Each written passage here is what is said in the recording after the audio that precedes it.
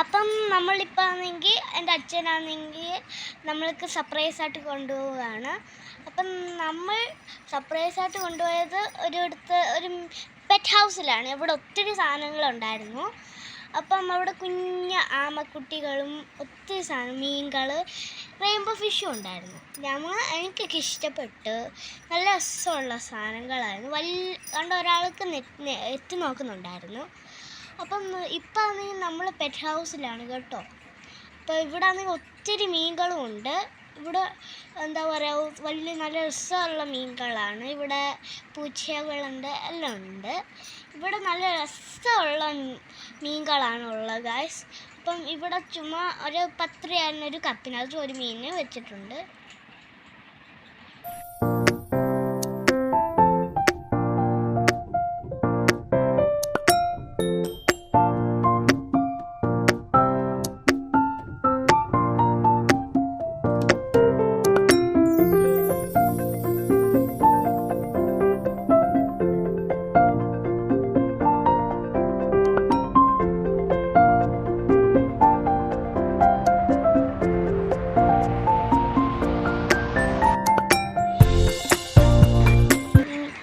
ഞാനാണെങ്കിൽ നോക്കുമായിരുന്നു. ഈ പിങ്കിനെ എനിക്ക് ഭയങ്കര ഇഷ്ടപ്പെട്ടു.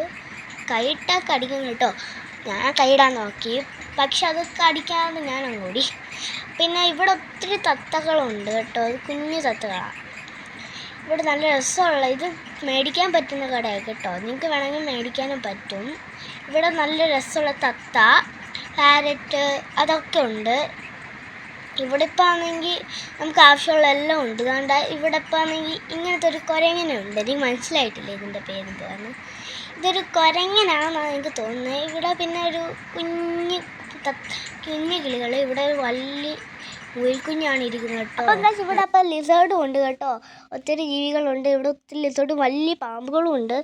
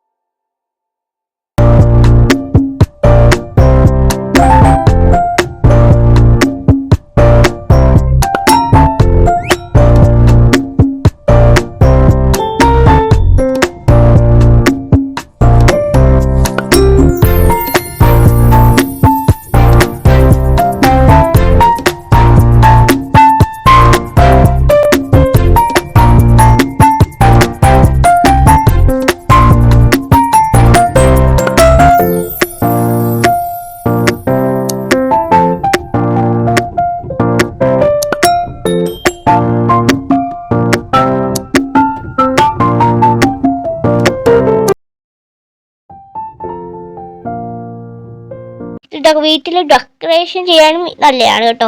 ഒത്തിരി പ്ലാന്റ്സ് ആണ്. ഇത് ശരിക്കത്തെ സാധനമാണ് കേട്ടോ, ഇത് പ്ലാസ്റ്റിക് അല്ല കേട്ടോ.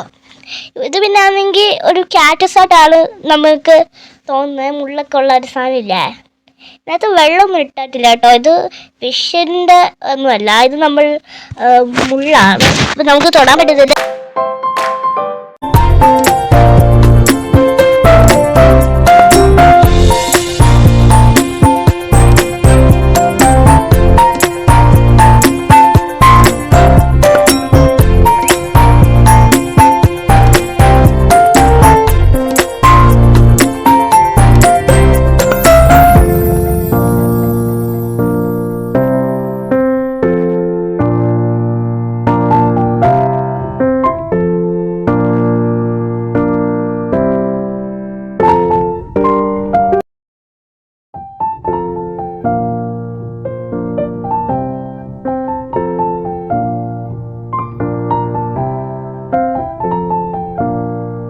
അപ്പോൾ ഇവിടെ ഇത്രയും മീനുകളാണ്. ഇവിടെ ഇത്രയും മീനുകളുടെ സെലക്ഷനായിട്ടാണ് ഞാൻ ഇവിടെ വെച്ചേക്കുന്നത്.